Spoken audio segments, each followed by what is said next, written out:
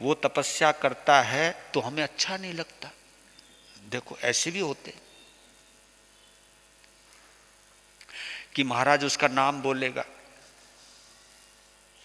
पता नहीं उसका नाम क्यों बोलते महाराज। भाई नाम तो इसलिए बोल रहा हूं कि कुछ ना कुछ तो वो ऐसा कर रहा है जो। तो भगवान ने बहुत गजब की चीज बोली, अनुमोदना कर सकते हो आप, अनुमोदना से पार उतर सकते हो आप, सहयोग दे सकते हो आप, किसी की साधना में सहयोगी बन सकते हो आप। तो जितना फल साधना करने से नहीं मिलता, जितना फल साधना के सहयोगी बन करके भी मिल सकता है। अनेक रास्ते हैं।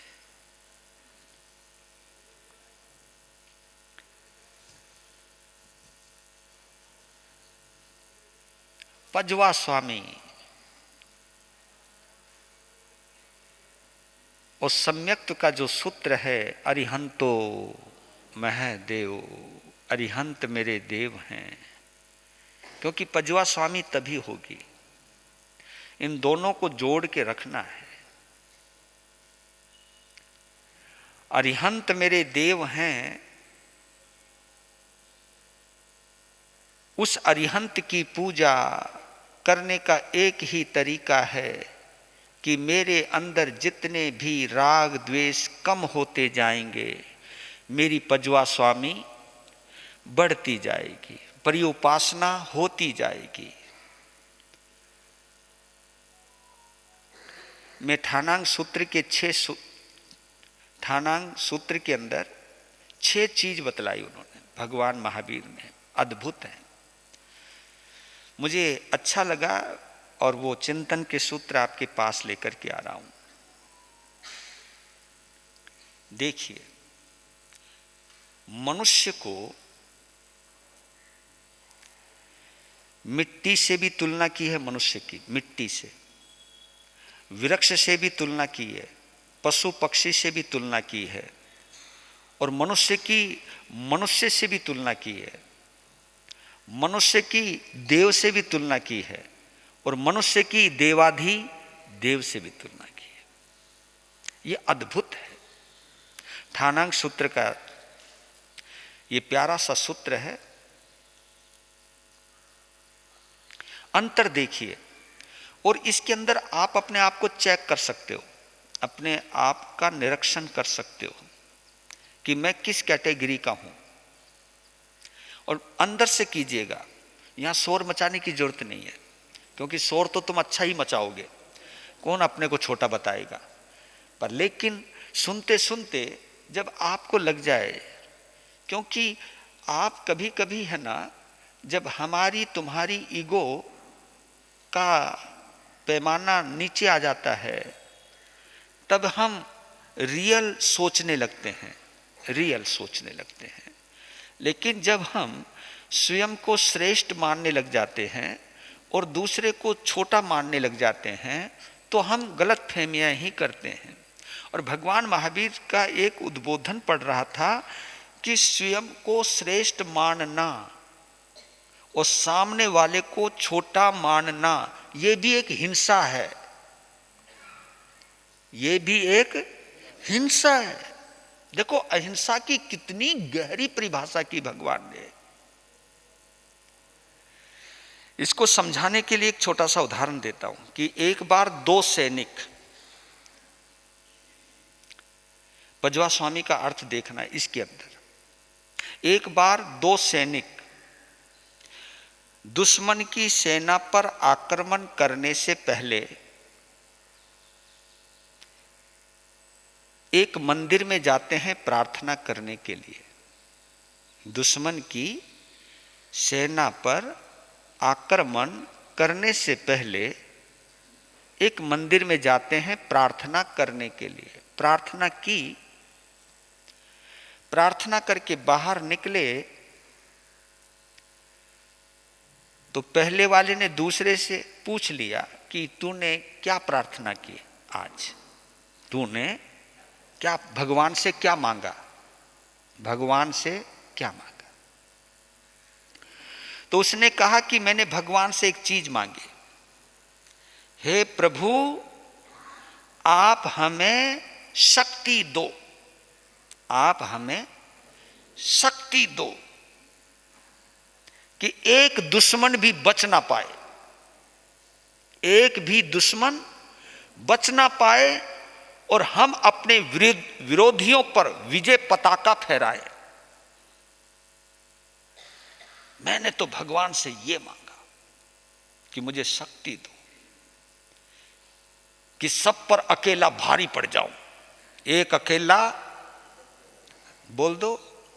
हाँ, ये उद्बोधन एक महान नेता का था, एक अकेला सब पर भारी। ये अहंकार की वाणी है, ये अहंकार बोलता है जब, तब ये शब्द निकलते हैं।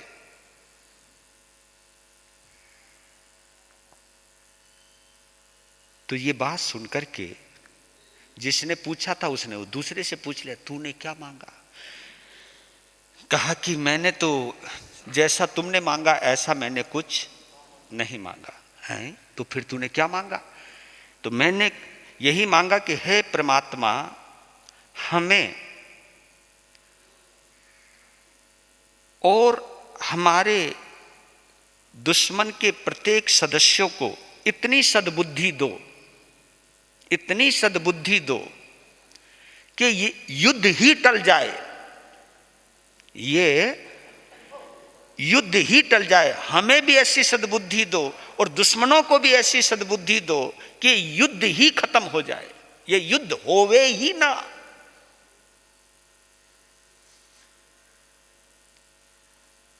आप किस प्रार्थना को सर्वश्रेष्ठ मानेंगे?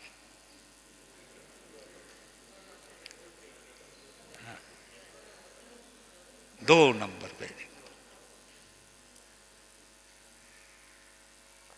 क्यों मानोगे?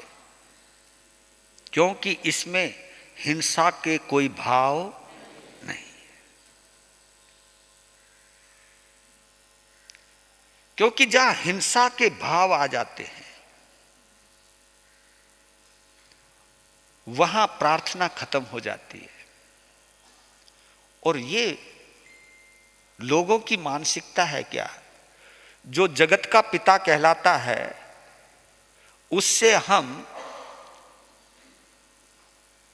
उसके ही बच्चे को मारने का प्रार्थना कर रहे हैं। वो दुश्मन तुम्हारा हो सकता है, वो भगवान का दुश्मन नहीं हो सकता। वो तुम्हारा दुश्मन हो सकता है, वो तुम्हारी ईगो का हिस्सा हो सकता है, वो तुम्हारे स्वार्थ की पूर्ति में बाधक बन सकता है, वो तुम्हारा दुश्मन हो सकता है, लेकिन परमात्मा का कोई दुश्मन नहीं है। तो परमात्मा से वो क्यों नहीं मांगते? जो परमात्मा के पास है वो मांगो ना। अब हलवाई की दुकान पे जाकर के तुम कहने लग जाओ कि मेरे गले का हार दियो, जरा अंगूठी दियो, तो तुम्हारे इस सवाल को सुनकर वो दुकानदार क्या कहेगा? वो कहेगा भाई साहब तेरा दिमाग ठीक है कि नहीं, या काम किसी चीज का। तो हमें भी यही लगता है कि जो राग द्वेष से दूर होकर के अरिहंत बन चुके हैं उनसे हम कभी कभी दुकान चलाने की कहते हैं कि बाबा दुकान चलाना, वो अपनी छोड़ के आ रखा हुआ है। बच्चे पालो ना, व्यापार बढ़ाओ ना, मकान बनाओ ना, इस तरह की बातें परमात्मा से। और वो क्यों देंगे वो आपके पास? क्योंकि जो चीज उनके पास है ही नहीं वो तुम्हें देंगे क्या? उनसे आप क्षमा मांगो कि जैसी आपकी क्षमा है वैसी क्षमा आप मुझे दो, जितनी सहन शक्ति आपके अंदर है उतनी सहन शक्ति मुझे दो, जितनी मैत्री भाव आपके पास है वो मैत्री भाव का एक अंश ही मुझे दे दो। आप वो मांगो जो उनके पास है। इसलिए बोल रहा हूं आपको कि सबका भला चाहना ये अहिंसक उपासना है, ये अहिंसक प्रार्थना है।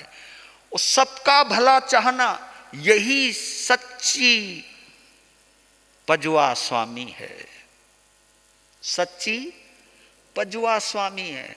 तीखुत्तों का पाठ केवल आप गुरु को वंदना करने के लिए नहीं कर रहे हो, आप समस्त गुरु भगवंतों को वंदन कर रहे हो।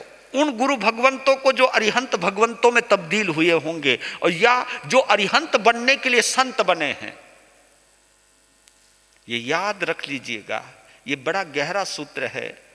जो अरिहंत बनने के लिए संत बनता है वो कभी समाज नहीं तोड़ेगा।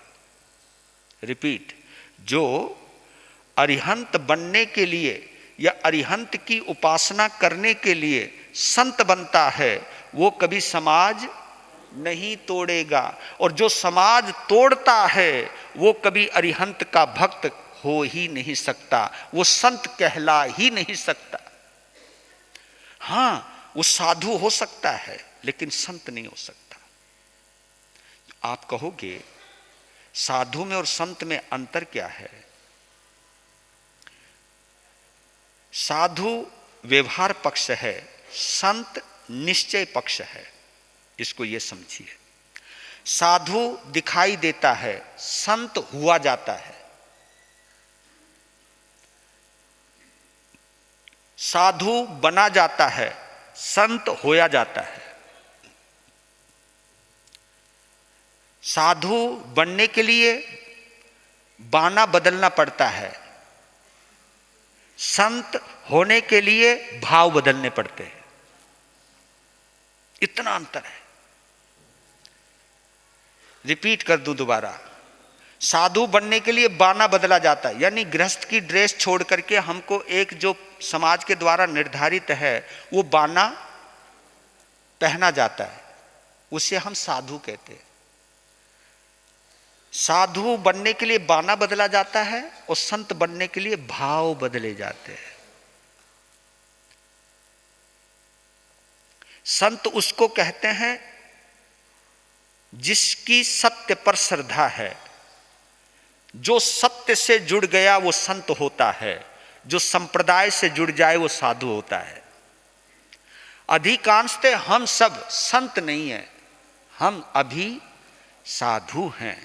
हम किसी न किसी संप्रदाय को रिप्रेजेंट कर रहे हैं, किसी न किसी परंपरा के हम प्रतिनिधि हैं। अगर मैं जब तक परंपरा का प्रतिनिधि हूं तो मैं साधु तो हो सकता हूं, लेकिन संत नहीं हो सकता। साधु का एक प्रयास जरूर होना चाहिए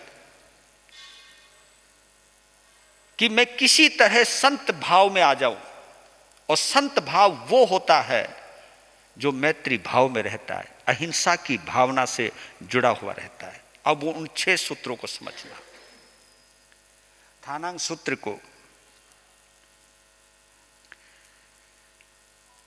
अपना हित चाहने वाला, अपना स्वार्थ साधने वाला, अपना मतलब सिद्ध करने वाला मिट्टी के समान होता है।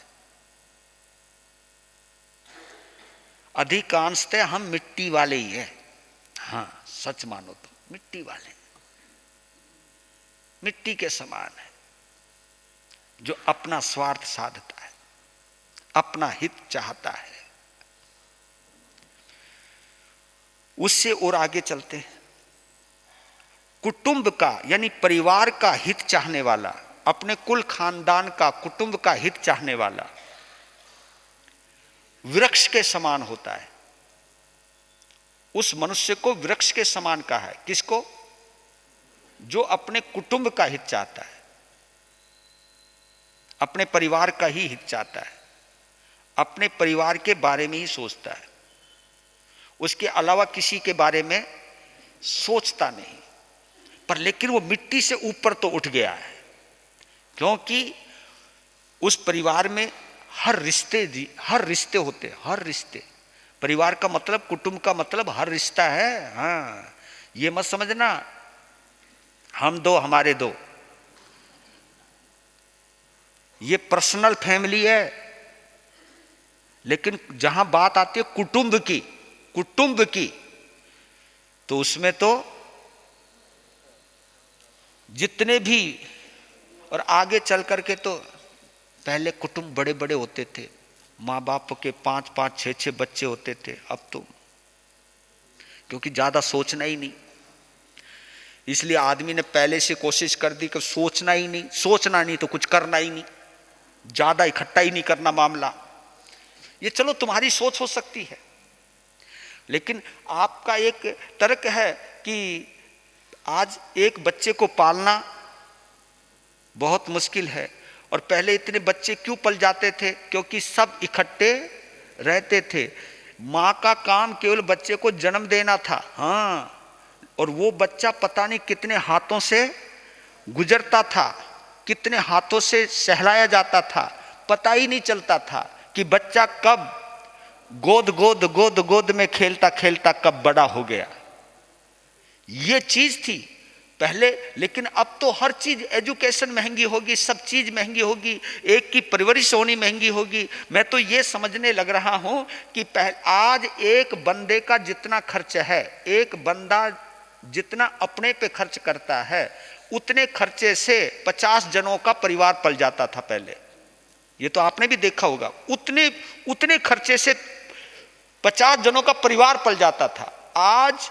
और फिर भी आज अकेले बंदे का खर्चा इतना हो गया कि फिर भी लग रहा है कि कम है। हाँ, वो ज्वाइंट फैमिली का कुछ आनंद ही था। लेकिन जो कुटुंब की चिंता करता है वो वृक्ष के समान होता है। जो समाज की चिंता करता है, समाज का हित चाहता है, वो पशु पक्षी के समान होता है। समाज अब क्योंकि कुटुंब से अब आगे चला गया है वो, और उसका एक दर्जा भी बढ़ गया है, वृक्ष से ऊपर चला गया है। पशु पक्षी, क्योंकि पशु पक्षी का क्षेत्र, पशु पक्षी में और वृक्ष में अंतर है। हाँ, मिट्टी पड़ी रहती है, मिट्टी पड़ी रहती है, वृक्ष खड़ा रहता है। और वृक्ष खड़ा हुआ कभी छाया देता है, कभी फल देता है, ये उसका काम है। लेकिन उसकी एक मजबूरी है, क्योंकि वो इधर से उधर जा नहीं सकता, इसलिए वो वृक्ष है। लेकिन पशु पक्षी इधर से उधर चला जाता है, इस डोर से उस डोर पर पहुंच जाता है, इस पेड़ से उस पेड़ तक चला जाता है, और पता नहीं उसे खुले गगन का आनंद मिलता है। पक्षी बंधा हुआ नहीं रहता है, उसके पास 2 पंख हैं उड़ने के लिए, देखने के लिए पूरा उसके सामने जगत है, बहुत दूरी तक जा सकता है, बहुत दूरी तक देख सकता है, वो उड़ सकता है, हल्का है, फुल्का है। लेकिन उसकी भी एक मर्यादा है, समाज का हित चाहने वाला। यानी जब कुटुंब से आगे निकल जाता है कि मुझको समाज का हित करना है, तो वो पशु पक्षी के समान होता है। अब आगे कहा है राष्ट्र का हित चाहने वाला। अब समाज से आगे कहां पहुंच गया? राष्ट्र।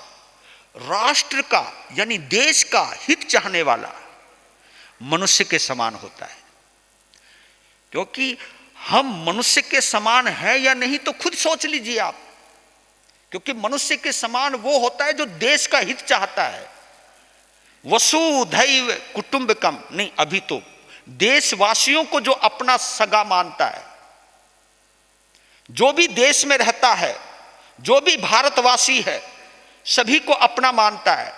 भारतवासी को भेदभाव की दृष्टि से नहीं देखता, हिंदू मुसलमान की दृष्टि से नहीं देखता, बौद्ध क्रिश्चियन सिख ईसाइयों की दृष्टि से नहीं देखता। नहीं, जो मेरा भारतवासी है वो मेरा अपना है, अपना है मेरा वो। ये सोच बनाती है मनुष्य, मनुष्य का दर्जा ये सोच दिलाती है। और शायद हमारे में से आप लोग तो क्या स्थानकवासी मंदिर वाले के बारे में भी नहीं सोचता। आप ये सोचिए कितनी छोटी सोच होगी आप लोगों की। ये तो मैं उपकार मानता हूं सरमन संघ का, जो मुझे चारों परंपरा के आचार्यों का जयकारा लगाने की अनुमति देते हैं। अगर मैं किसी कट्टरवादी संप्रदाय में दीक्षित हुआ होता तो मुझे जयकारा भी लगाने नहीं देते। कहा कि यहां नहीं चलेगा, ये उदारता अपने पास में रख, जबकि वो महावीर की जयकारा लगाता है। जो देश का हित चाहता है वो मनुष्य की कैटेगरी में आता है। इसलिए आप सोचना कि हम मनुष्य कहलाने के हकदार हैं भी या नहीं, ये विचार जरूर कीजिएगा। फिर कहते हैं जो संपूर्ण विश्व का हित चाहे, संपूर्ण विश्व का हित चाहे, उसे देव कहते हैं। वो देवता की कैटेगरी में आ जाता है। जो संपूर्ण विश्व का हित चाहे। और आगे कहा है जो जीव मात्र का हित चाहता है। कितना? जीव मात्र का हित चाहता है, वो देवाधिदेव की कैटेगरी में आता है। और आपको मालूम है हम किसके पुजारी हैं? देवाधिदेव के पुजारी हैं। हम जीव मात्र का हित चाहने वाले लोगों में आना चाहिए, लेकिन हम उस दायरे से बाहर नहीं निकलते। यहां तो सास बहू का, बहू सास का नहीं चाहती। एक बड़ा भाई छोटे भाई का टांग खींच लेता है, छोटा भाई बड़े भाई की टांग खींच लेता है। हमारा दायरा सोच, क्योंकि ये दायरा जितना बड़ा होता जाएगा आपका दायरा उतना ही बड़ा होता जाएगा। आप बोलते तो रहते मुझे सिद्धालय जाना है, मुझे सिद्धालय जाना है। पहले सीधे तो हो जाओ। सिद्धालय बाद में जाना, पहले सीधे हो जाओ। सीधे यानी सरल हो जाओ। सरल यानी सभी को अपना मानने का भाव रखो। वसुधैव कुटुंबकम, ये मंत्र है इस भारतीय संस्कृति का। अयम निजम परोवेति गणना लघु चेतसाम। अयम निजम परोवेति गणना लघु चेतसाम उदार चरिता नाम वसुधैव कुटुंबकम। ये हमारे ऋषि मुनियों की वाणी का जादू रहा है। इसका मतलब क्या है? अयम निजम परोवेति गणना लघु चेतसाम। अयम निजम परोवेति, अयम यानी ये मेरा, ये पराया। अयम निजम, अयम निजम परोवेति। अयम यानी कहते हैं यह, निजम यानी मेरा, परोवेति ये उसका, ये मेरा ये तेरा। एक महाराज थे, बड़ा अच्छा बोला करते थे वो, हमारे उत्तर भारत के धर्म मुनि जी महाराज बड़ा अच्छा बोलते थे इस मामले में। उन्होंने ये तेरा ये मेरा, तेरी खोपड़ी में अंधेरा। बस सीधी बात, ये तेरा ये मेरा, तेरी खोपड़ी में अंधेरा। यानी छोटापन। ये छोटापन नहीं है तो क्या? गणना लघु चेतसाम, ऐसे लोगों की गणना, ऐसी लोगों की गिनती लघु चेतसाम, छोटी सोच वालों में आती है। और याद रख लेना, जिसकी छोटी सोच है और जिसके पांव में मोच है, पांव में मोच और छोटी सोच कभी व्यक्ति को आगे बढ़ने, हाँ, पांव में मोच आ जाए, बताओ कैसे चलते हो आप? है ना? तो पांव की मोच के समान है छोटी सोच। बता एग्जाम्पल कितने गजब के हैं। पांव की मोच छोटी सोच आपस में बहुत जल्दी मिलती रहती है। ये हमें कोई दूर का देखने नहीं देती।